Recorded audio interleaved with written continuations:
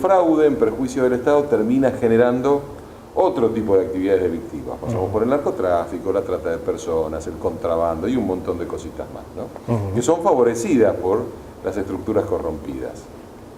Y mucha gente te dice, no se puede. ¿Qué hacemos? ¿Por qué no se puede? En realidad yo creo, no es que no se pueda, sino que hay muchas cosas para mejorar, pero la base sobre la cual se puede trabajar ya existe. Creo que la corrupción, sobre todo, y en sus distintos ámbitos, se aprovecha de una gran, digamos, ventaja que le da nuestro país, que es lo que yo llamaría así en un, digamos, en parte pícaramente, como usted decía, y en parte también sin mala fe, la burocracia. Creo que la burocracia es, aunque parezca mentira, el gran aliado del crimen organizado en general. ¿Por qué? Porque la burocracia, entendida en forma general, lo que genera es permanentes trabas por una investigación eficaz. La burocracia se traslada a la división de competencias entre distintos... Nuestro país es como usted sabe, es un país federal. Sí. Cuando quiere, sí. Cuando quiere, pero esto lo que ha generado a su vez es que cada provincia, la ciudad misma de Buenos Aires, tenga su propia justicia que convive con la justicia nacional, que convive con la justicia federal. De hecho, en la ciudad de Buenos Aires se da la particularidad de tener 3 poderes judiciales distintos en un mismo territorio, cada uno con sus estructuras, cada uno con sus fuerzas policiales, y esto muchas veces lo que genera es ineficacia. Pero ¿y cómo hacemos para romper esto? Porque si la culpa termina siendo de la burocracia, entonces no se acaba más. Bueno, ¿cómo podemos hacer? Porque la tendencia es a generar más estructura.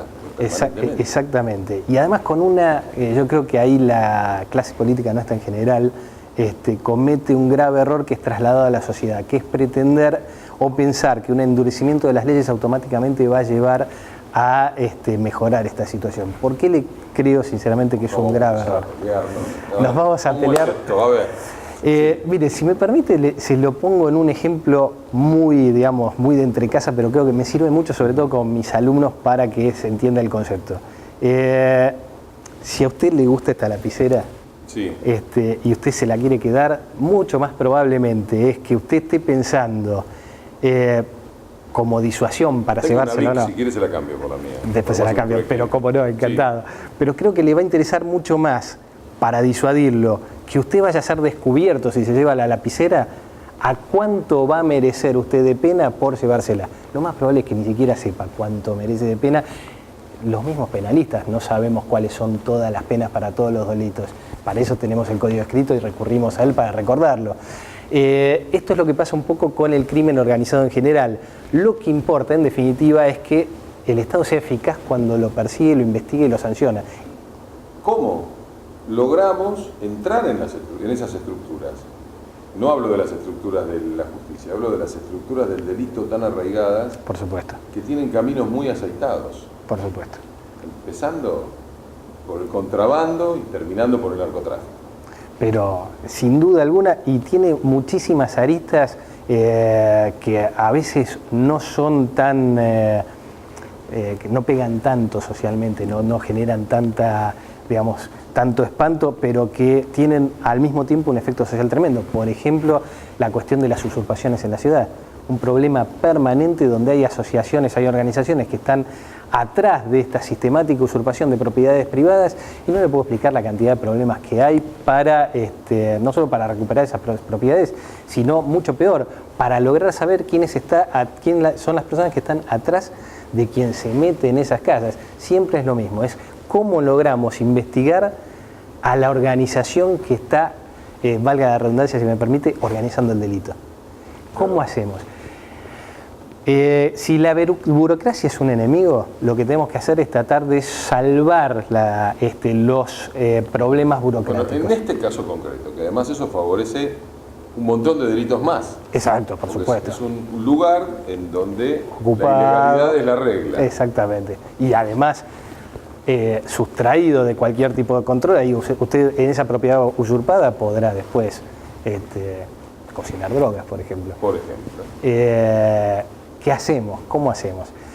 Yo creo que tenemos que empezar a pensar seriamente en que la investigación empiece a estar a cargo de una única cabeza, un único director de esa investigación, sea una fuerza, sobre todo cuando estamos hablando de crimen organizado, sea una única fuerza policial, una única agencia de investigación, bien entendido esto por supuesto, que después vaya llevando sus investigaciones a los distintos funcionarios, los distintos fiscales, concretamente, que es el quien dirige en un primer momento la investigación. Si veo las penas que hay por delitos de corrupción desde la función pública o tratando de corromper a alguien que está en la función pública desde lo privado, son una risa, doctor. Yo me afano 10 millones de dólares y voy un rato, es como si fuera a la universidad y me hago millonario. ¿Sabes qué? No, yo no sé, no me voy animo. Un rato preso. Sí, no me animo a decirle que sea que vaya a ir solo un rato, ¿eh? El tema no está en la ley, sino, le insisto, en cómo se aplica la ley. Es lo mismo que usted me marcaba con este ejemplo del fiscal abolicionista. Es decir, el problema no está en que la ley no exista, y la ley, las escalas penales muchas veces sobran para que esa persona vaya unos cuantos años preso.